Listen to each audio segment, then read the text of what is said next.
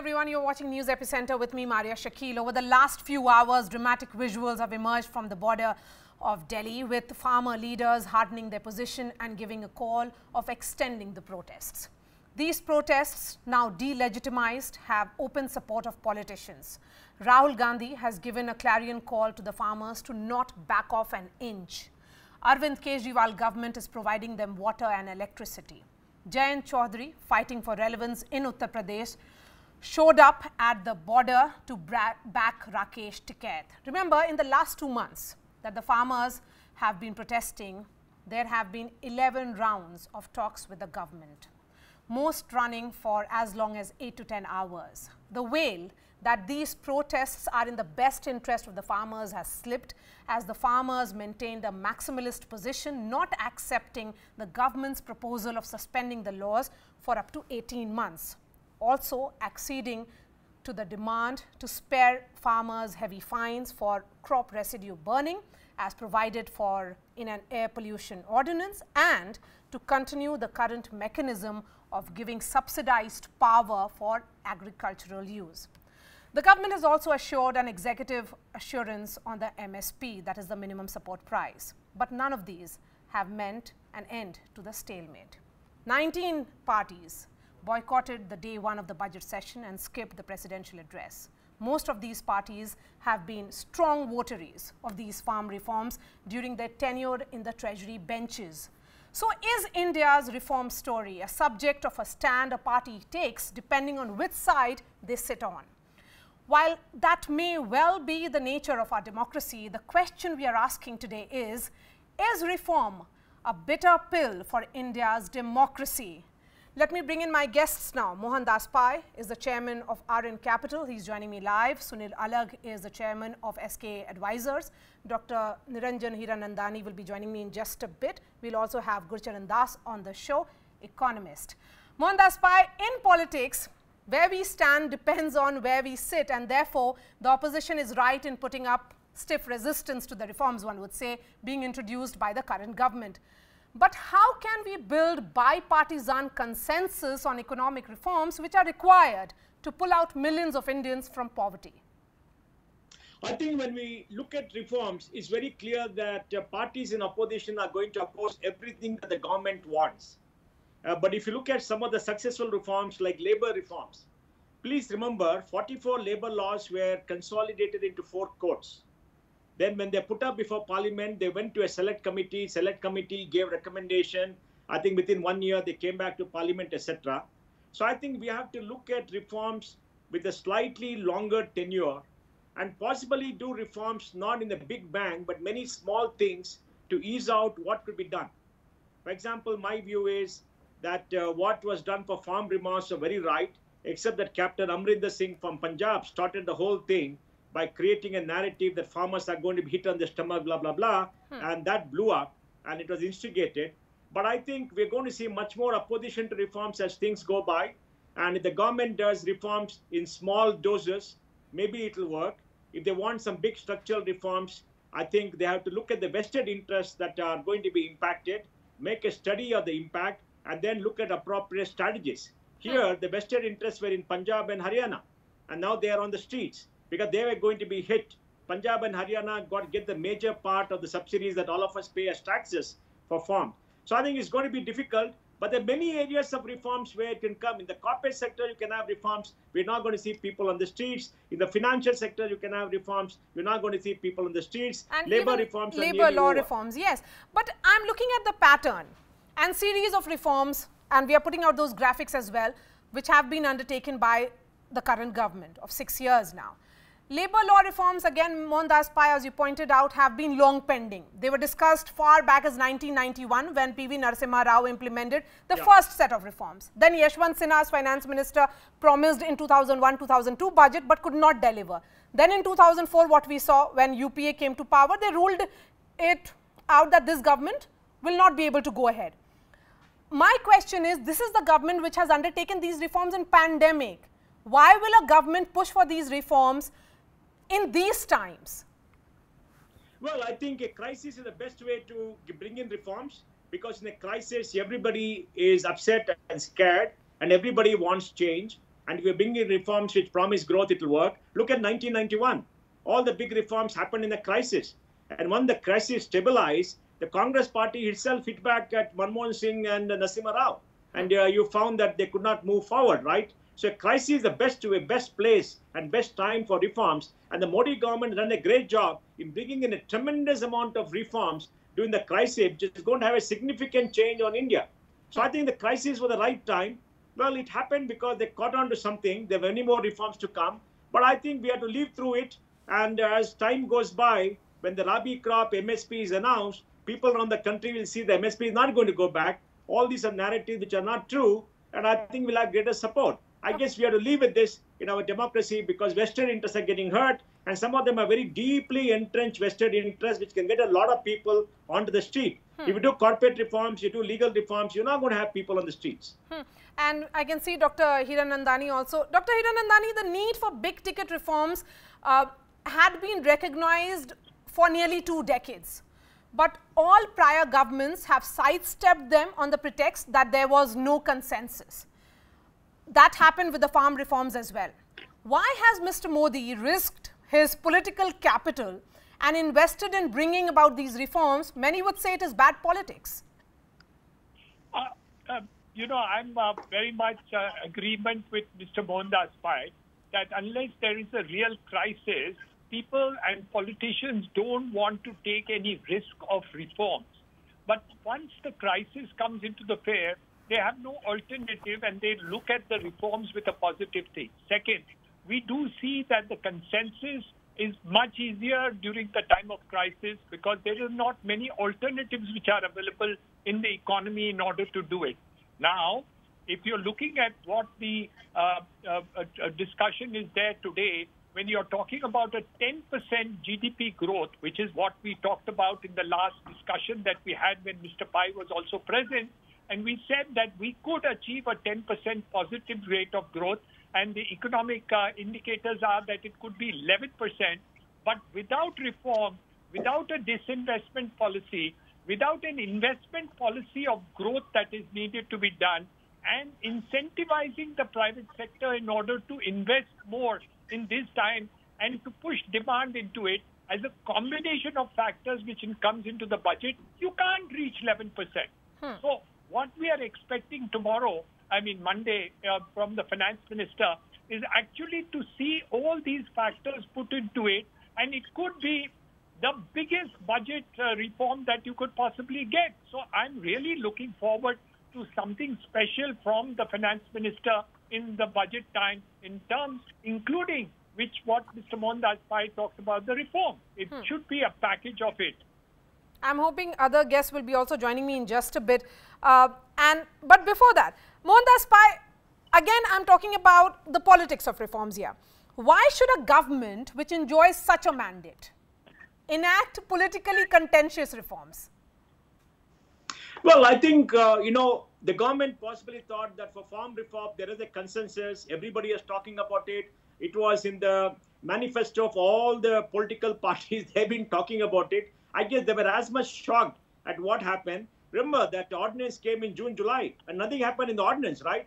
It is only later in September when the laws were passed in Parliament that Captain Amrinder Singh started his movement and instigated the farmers of Punjab by creating narratives which are not correct.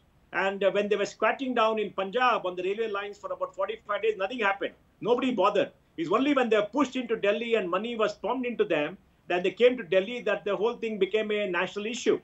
So I think political parties are testing the government. They want to bring down the government. They know the popularity of this government.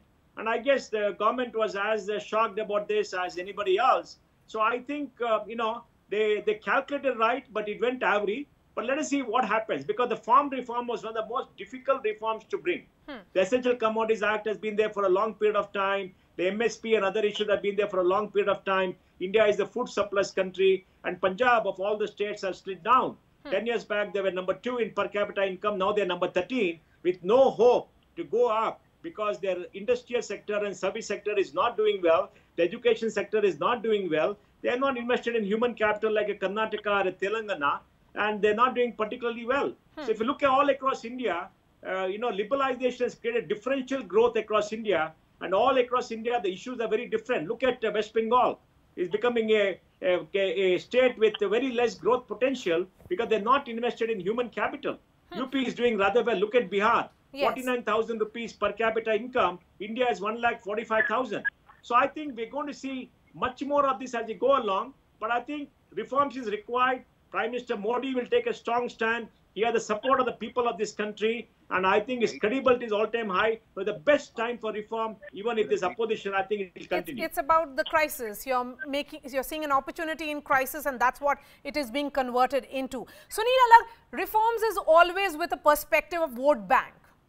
Many would say it's less on governance. But here is the government which is 1 year into its second term and has undertaken series of reforms on multiple fronts, including the Medical Council of India being done away with and a commission that is called the National Medical Council Commission replacing it. Series of that have happened. Why would a government do that? I'm trying to understand a mandate of such, which is being enjoyed by Prime Minister Narendra Modi, and he continues to undertake multiple reforms on multiple fronts. You know, as far as, look, ultimately when a government like Mr. Modi's, which has come with a huge majority, that is the best time to make the reforms. Otherwise, reforms, if you're getting into having a consensus and if you run into a position where the government has to carry a lot of people, when you have political parties who are joining and then you need to listen to everyone, there will never be reforms. There have been so many years when people have talked about reforms, but getting a consensus was impossible. So now that he's done it, obviously in the fourth year, it becomes very difficult to introduce it. So it has to be done in the first year and the second year of any new government who has a clear majority. And if he doesn't bring in the reforms, we will discuss whether the reforms are good or bad. But this is the best time to bring in the reforms, no? Yes, so we are talking about the timing which is perhaps best suited according to Sunil Alagh. Gurcharan Das, come in on this. There are many arguments, particularly those who are criticizing these farm reforms. They are talking about the process or the manner in which it has been passed. How important is it for a government to build consensus around reforms, and can there be consensus really in a country as diverse as ours where there are vested interests and also multiple stakeholders? Yeah. Well, even a government with the kind of majority that this government has and other governments have had, the key lesson we have learned in history is that you have to sell reforms. And this has been a mistake that all the reformers and all the governments have made. Margaret Thatcher used to say that I spend 20% of my time doing the reforms and 80% selling them. And therefore, I mean, it's easy to say in hindsight, but I would just say that Manmohan Singh forgot this lesson, and this lesson should have started from 1991. But the reality is that no government sold the reforms to the people, and therefore the people believe that the reforms make the rich richer and the poor poorer. And that's not the truth. In fact, it's just the opposite. And therefore, the other problem in a democracy is the time factor.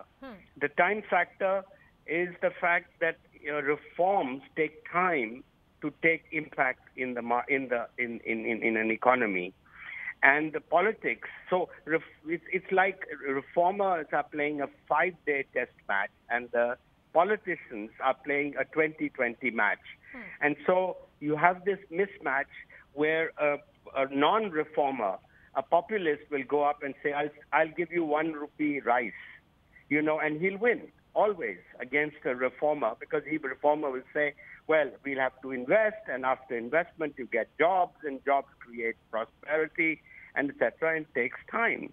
The third problem is that it's very difficult to see reforms. In other words, you go to the bazaar and you see all these shopkeepers making a profit for themselves. This is what Adam Smith said. When everybody makes a profit for himself, it ultimately helps the whole society through an invisible hand. Well, the voter cannot see that invisible hand. And therefore, you can't see all the jobs that get created, the taxes that get paid, etc. So the answer ultimately And it's much more difficult in India because of this polarization that we have. It's like in America. We'll ask that question again and again. Are we really ready for reforms? Because I have Mohandas Pai just for a few minutes. Let me give that word to him. Mohandas Pai, one may just argue that one can never be ready for reforms as a country as big as ours, and given the fact about the kind of education level and the diversity that we have, and also the understanding of people at large. How can you convince one and all? Well, I think we can convince one by constant communication. And we need a strong leader like Narendra Modi to take a stand and to explain to people and talk to people. Please remember, in the farm reform, there is no support for the agitation except in Punjab and Haryana, maybe Western UP. Rest of the country has accepted the reform. Rest of the country is quiet. The agitation is only coming from the northwest of this country. And they are a very small percent of India's farmers. India's farmers make up 40% of the population. Now, these are not 40% of the population just from Punjab. Even from Punjab, the numbers are quite small. They look very big because they're all squatting around Delhi and the media is playing it up. So I think it's important for a strong leader, because if we don't do the farm reform, when are we going to do it?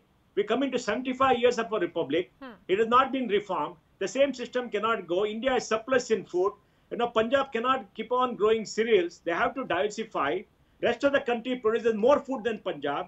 This doesn't work. So I think a strong leader has taken a stand. But remember, there were a series of reforms. There were no protests against all those reforms. Yes. Only this item, because it impacted vested political lobbies.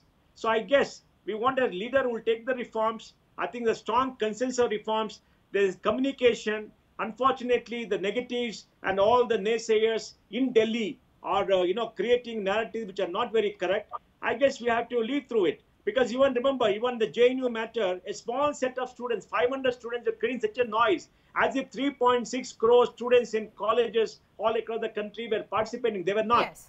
So I guess we have to go through it. It's the right time. Yeah. The right government. Okay. Let me start wrapping the debate, and I'm going to give the final words to Dr. Hiranandani. Dr. Hiranandani, if India has to become a middle-income country, how significant are the string of reforms like the GST, streamlining of the labor codes, and of course the farm laws? We have no alternative. The entire middle class which came up since 1991 came up because of the reform process and the opening up of the economy. I mean, you would have still got one channel, Doordarshan. You would have had only Air India and Indian Airlines. You would not have had all the possibilities of using different cars. You would have the ambassador and the PX. So I think reform process is absolutely imperative. Number two, if you want to double the prosperity, what you're talking about of India, and you want to reach a $5 trillion economy, reform is imperative. You have no option. The question is what Mr. Pai just said. You have to sell it. I mean, politically, you have to sell it. Otherwise, but you have to sell it. Okay. And this is the best time to do the reforms which will really benefit all classes of people.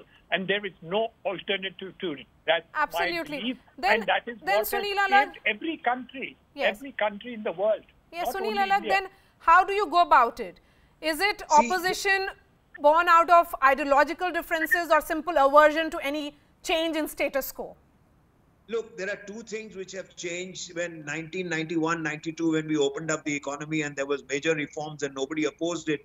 Social media didn't have such a big role to play as it has today.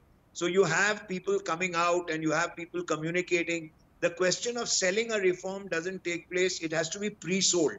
The question, I agree with both Mohandas Pai and Gurcharan, is that, look, they should have spent 1 or 2 days in pre-selling. They assumed that something like an agricultural reform, which is good for all, would be understood. That's the mistake that the government made.